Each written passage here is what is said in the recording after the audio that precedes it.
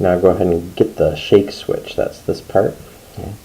And what you'll notice if you take a close look at it, you'll notice that these legs, there's two of them, they're closer to one edge than they are the other. And so if you notice, now I'm looking at it from above, they're closer to this edge right now.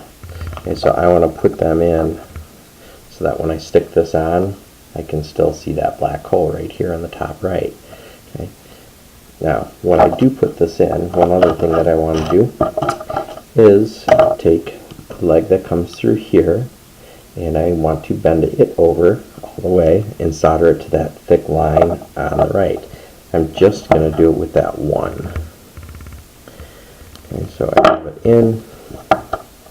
Go ahead and solder it. You can solder it both to the line and the hole that it came through. Okay.